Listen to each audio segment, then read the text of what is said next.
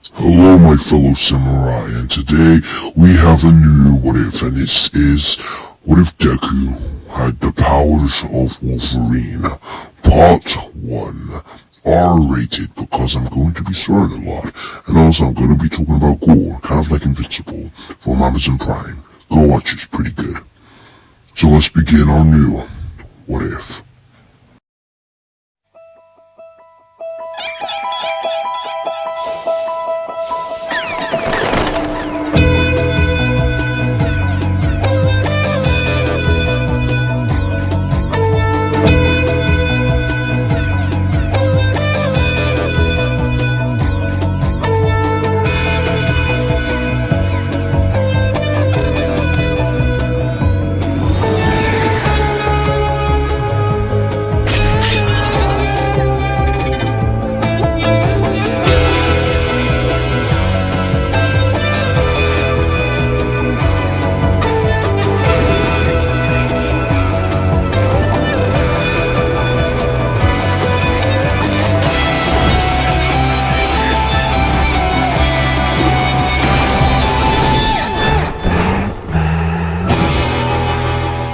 Our story begins in the hospital, where we see our main character, Izuku Midoriya, who is actually 5 years old at this point, with his mother.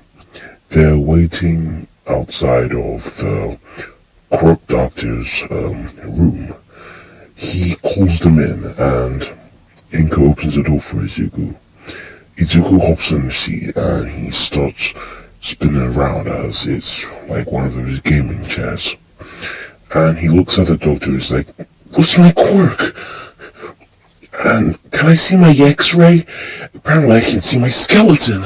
Wouldn't that be cool? I wonder if my quirk's gonna be like All Might." Inko, she's like, "So, what's his quirk? Did he have mine or his father's?" The doctor, he touches his forehead in shame and he's like, "Well, we got another one today. Another disappointed kid." Inko's like, "Oh no, please. What can we do to stop this?"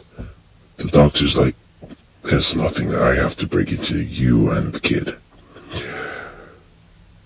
"Well, it's sad to say this, but you don't have the bone that any other quirk people have. Well, let me tell you, in, I guess, human knowledge of speaking than doctor speaking, you're quirkless, kid.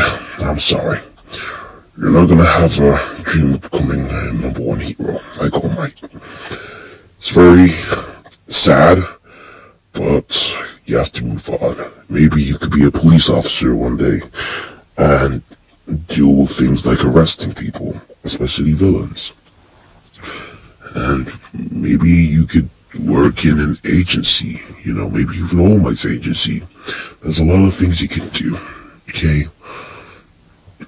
Deku drops his action figure of All Might, frozen, and he's like, "Oh, I wanna go home." Inko says, "Okay, sweetheart." And the doctor's like, "Thanks for coming by. You can leave now." It's the next day, and Izuku Midoriya is going to the bus because his mother's car has broken down, and also it's a very stormy morning. Him and Katsuki are hopping off from the bus, and Katsuki's like, "Oh, hey Izuku, sorry I wasn't sitting next to you. Me and some other kids were talking about who's got a better quirk.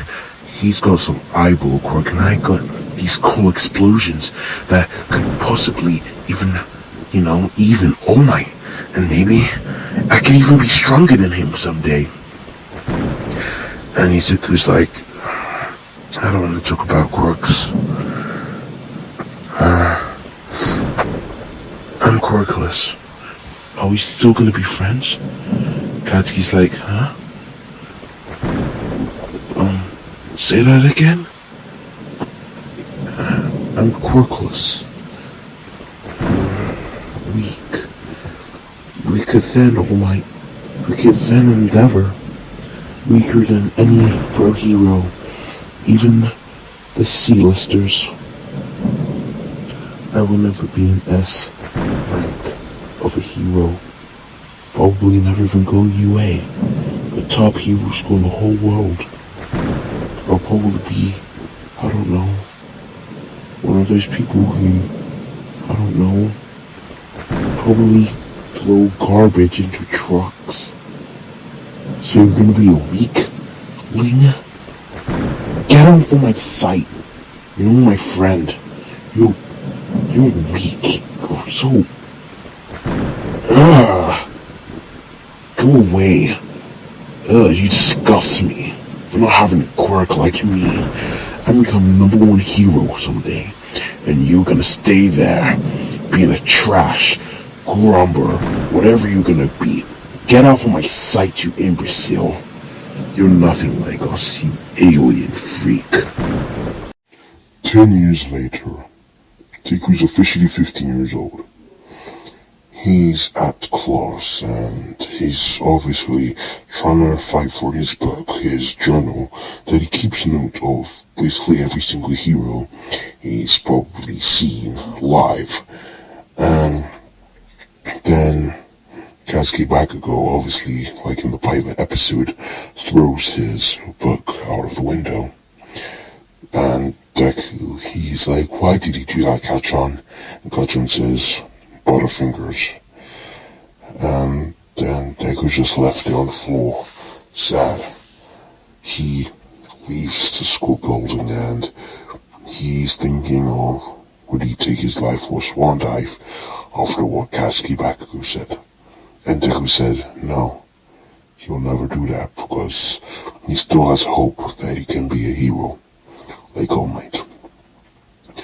Deku, he is walking through that, tunnel where he obviously met the sludge villain, but in my alternate reality, the sludge villain doesn't exist, and All Might, he's not there in that scenario. And the whole thing of Katsuki getting captured and all that, it never happens. Katsuki goes home to his, obviously, mother and father, but Katsuki's friends, they follow Deku into that tunnel. And there's around 3 guys, so things are gonna get messy. One of the 3 bullies says to Izuku, under his breath, quirkless freak. Izuku starts running out of the tunnel, and the other 3 bullies start chasing Deku, like a high-speed chase. Deku starts throwing his bag behind him and saying, leave me alone! He starts running and running until he goes to an abandoned alleyway, which the 3 bullies lose him. Deku says something to himself, saying, I shouldn't allow this to happen. Not anymore. My mom said if this bullying goes for too long, I'll have to stand by myself and fight back. I have to fight back. I need to tell them I'm no more afraid of them, and they can't boss me around. Just like All Might. I shouldn't be saying that to myself, I should be saying that to them. We see the 3 bullies laughing as they go to a different alleyway from Deku. They see a girl on her phone. She has blonde, short hair, and they're like, hey baby girl, what are you doing, huh? You want my number? And she's like, ew, yuck, I don't want you, you look ugly, you look like a 2 out of 10. And the others start laughing, and he's like, no, I don't, and he starts grabbing her hand, and she's like, let me go, and he's like, I don't think so. The boy starts grabbing her school shirt and trying to unbutton it until we see our boy Izuku Midoriya come out from his own alleyway. Deku in this moment has his eyes closed, and he's like, I'm tired of this. Just allow me to live. I can't just be this, punching bag. Just leave me alone. I know I'm quirkless and all that, but just fuck off. I got these hard times going on, and Katsuki's just bullying me and was my old best friend. Just piss off. Go away. Get a life. Leave me alone. I know I'm never gonna have the dreams of me becoming a number one hero, but I'll keep on trying until he opens his eyes and sees the disaster right in front of him. A person who needs saving. Deku standing there, looking starstruck as he sees a girl getting raped. He's standing there still, frozen. Then the time he saw the slut villain, he's there, frightened, scared, not knowing what to do. Deku's thinking, should he run away or should he save her? But he knows if he saves her, what's the point? Himself is going to get hurt. If he runs away, nobody gets hurt aside from him. But she will get hurt emotionally. What goes on in this state? It's up to him. What is his decision? Is he gonna fight back to be like All Might? Or is he gonna pussy around and just stick to his normal habits of being scared? But you know what? In that moment, Deku chooses A. He's gonna save that girl. Come on, man. Just leave her alone. And the three bullies turn around and say, so what are you gonna do about it? Huh? Dickhead, what are you gonna do? I'm tired of your shit. I'm gonna fight back. Huh, with what quirk? I don't see you whipping out a katana at us, or whipping out some nice All Might quirk of punching people. What are you gonna do? Before I beat your ass, I'm gonna fucking kill you. Deku yells to let the girl go, and these claws start appearing from his knuckles. He starts bleeding from his knuckles, and he starts screaming from the pain. But he takes that pain and puts it to his anger, and he starts stabbing all the boys left and right. All the hatred they put on him, he puts the hatred on them. He starts impaling them inside the walls, pinning them and beating them ass. Until they all dead. Deku walks 3 steps back as he's covered in his own former best friend's body. He bumps into one of them and says, "You guys were my friends, but you turned on me, and now you're raping someone? No, I had to do something. I'm not the villain here. They are." Deku, he goes into a corner as he pierces one of his claws inside the wall. Deku looks at his hand as he's on the floor, kneeling down for forgiveness from the God among him. And he's praying that he should forgive him. But look, he's covered in his friend's body. How would anybody forgive him? Till he sees the girl crying, covered in the people that try to rape her, half naked on the floor crying. Deku sees his jacket on the floor as she gives it to her, as it's a very windy and stormy night. He covers her as in the places where she is actually half naked. Deku gives her around 5,000 yen to probably find new clothes and find a place to stay for the night. And she can buy a cup of coffee from the cafe. And he's saying, please don't tell the cops on what happened here. Let's keep it between us. Okay. And she replies with an okay back. Couple weeks later, it was the three boys' funeral. It was a rainy day, very dark and very grey. It was around 10 in the morning, and Bakugo was crying that his best friends, or dead because of some mysterious person. It's the church service. It started. Everybody has walked in through the church and sat down in their respected seats. The three coffins have been brought up on stage. Kapakako was walking with his friends. Actually, he was lifting his 3 best friends' bodies, helping the adults hold, and showing that he's strong with his emotions, holding back his tears, trying not to blow how edgy he is, but also losing himself midway, knowing that these are the people always behind his side, always with him, and now they are all dead. We see Suku in the back of the church service. He's sitting down, looking at the 3 former best friends. Deku tries and forgets about what happened that day, how he killed them and how he's responsible of their deaths, and he forgets the times of why they raped the girl.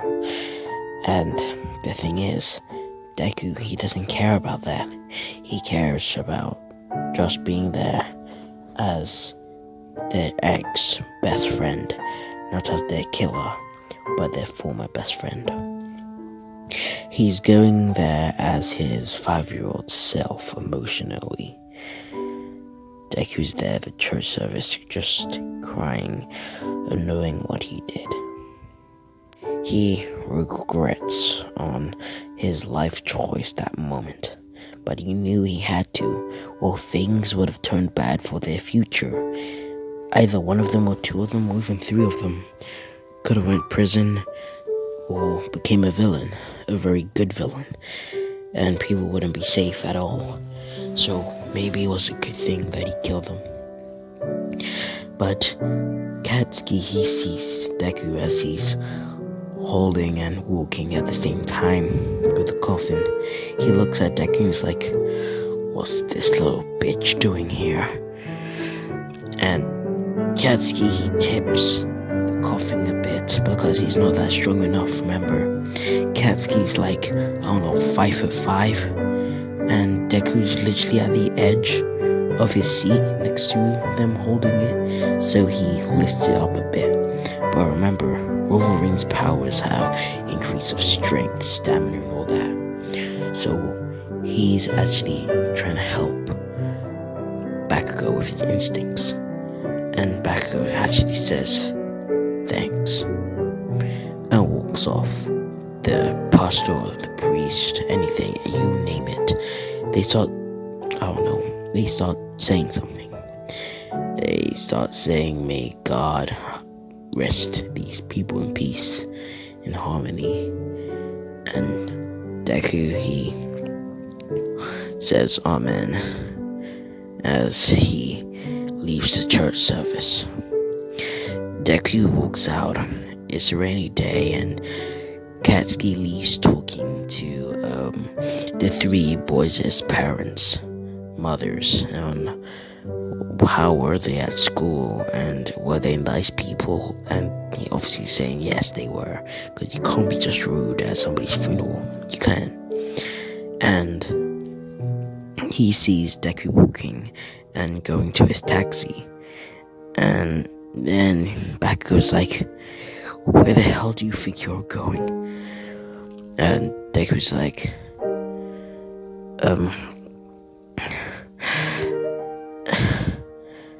the only reason why I was here is just because they were my former best friends, so I had to pay my respects.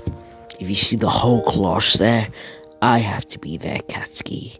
It's not about the stupid rivalry that we all made. No, think about it in that way.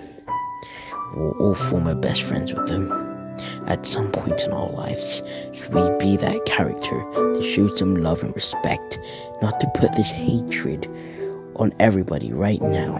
Come on, Katsuki. I know you're still that Katsuki was 5 years old before I was quirkless. I know who you really are. You're never like this. Only thing why you're cocky and all this is because you're trying to make a stage and an act just to look cool. But it's not working on me, because I know the real you. You're Katsuki Bakugo.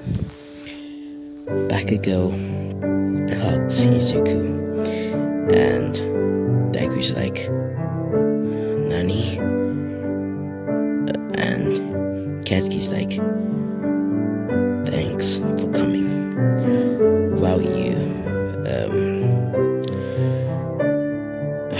Without you, maybe all of us would have never been friends. Because you're the only person who brought me up to these 3 people. And I would probably bully them too for having stupid quirks. But actually I got along with them, like you. So, Izuku, I'm sorry for all the bullying I've done to you. Could we just be friends? And Deku's like, well, I guess so. Deku, he goes inside his taxi as he drives off to some abandoned bar. Deku, he leaves the cab as he gives the cab around 2,000 yen and he dips. He goes in the back of the bar as he gets the keys and he starts unlocking it. He opens the door as he sees all the newspapers all around the floor and the dirty place. It's never been opened since the 60s. He goes to his regular corner where it's full of cushions from different places, different furniture, houses, places where you go and buy and sell. Deku gets his blanket as he goes to sleep. Because it's been a long day of him being on the run. People are still searching for him, but they can't find him because he's living in some place where no man can go and no man can live. An abandoned bar. Deku, he looks to his left as he gets up from his pillows and just a small blanket for a baby as he goes and touches a picture of him and his mother Inko before he went to the quirk doctors, happy and so excited to know, not knowing what's to come for his future. Deku looks at his claws as they sharpen out from his knuckles. Deku looks at them and is like, who really am I? Am I a monster? Or gifted? And that, my friends, would be the end of my New What If. If you don't like and subscribe, your breath stinks.